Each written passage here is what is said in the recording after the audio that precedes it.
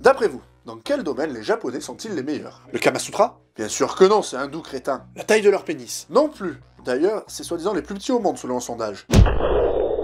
Ah, je sais. Les animés. Ah bah c'est pas dommage. Effectivement, s'il y a bien un domaine où les Japonais surpassent tout le monde, c'est dans le monde de l'animation.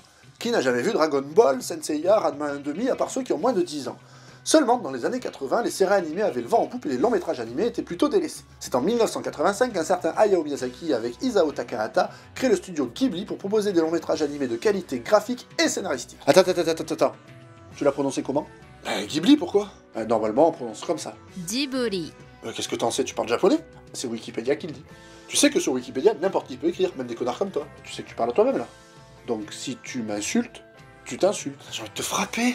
Ah bah c'est pareil, si tu me frappes, tu te frappes. Putain, ça me donne des idées. C'était pas le propos, là. Hayao Miyazaki est un fanat d'aviation, et Ghibli le nom d'un vent chaud qui fut repris par les Italiens durant la Seconde Guerre mondiale pour nommer leur avion de reconnaissance. L'aviation est un thème récurrent dans les films du studio Ghibli, comme Porco Rosso, Le Château dans le ciel ou encore Nausicaa. Les autres thèmes récurrents du studio Ghibli sont... Les autres thèmes récurrents sont l'écologie et la volonté de voir l'homme et la nature vivre en symbiose. Il aura fallu attendre très longtemps pour que les films des studios Ghibli arrivent sur le sol français et profitent de sorties en salle. Comme toutes les bonnes choses, hein. Par contre, les merdes comme Kirikou, c'est sorti de suite en salle. Je sais très bien Kirikou, sans déconner.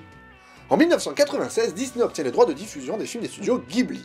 Un vent d'effroi parcourt les fans pensant que Miyazaki a vendu son âme au diable. Ce dernier fut d'ailleurs très choqué concernant Nausicaa, qui fut coupé dans tous les sens lors de sa sortie en salle aux States. Mais le contrat stipule que Disney ne veut pas retoucher au film, ce qui ne sera qu'à moitié. En fait, si Miyazaki a fait ça, c'est qu'il avait peur que les revenus engendrés par Mononoke ne soient pas suffisants. Et comme le studio fait un film à partir des bénéfices du précédent, le risque était beaucoup trop grand. C'est donc en 2000 que sort pour la première fois en salle Princesse Mononoke et ce fut un succès mondial.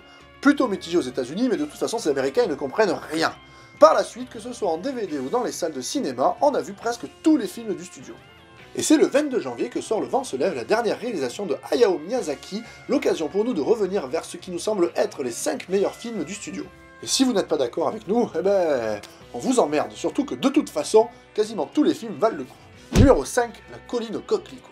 Deuxième film de Goro Miyazaki, fils du maître, La colline aux coquelicots est un film simple qui s'adresse directement aux adultes.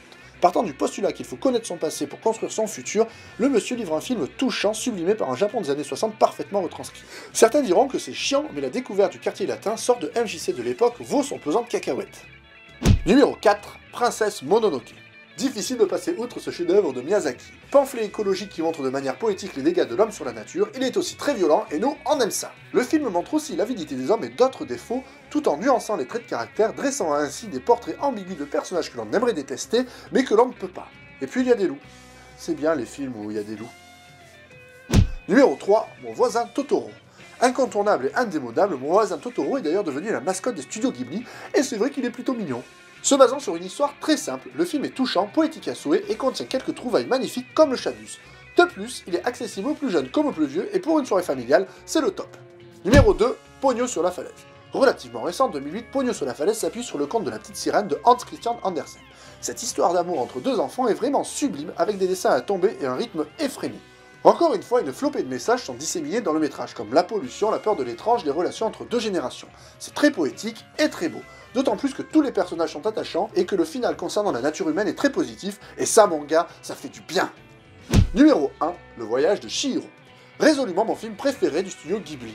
Outre le côté poétique, c'est vraiment toute la mythologie japonaise que l'on voit là-dedans entre les dragons et les esprits. Le film fourmille d'idées et de personnages délirants.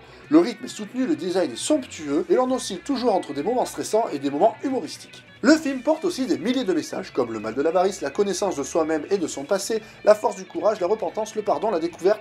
Bref, un film qui s'adresse à toutes les générations et qui est vraiment enchanteur, indispensable.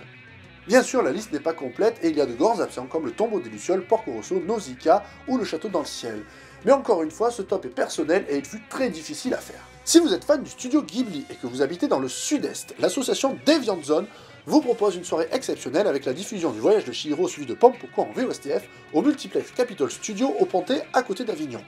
Et il faudrait vraiment être un gros connard pour louper ça.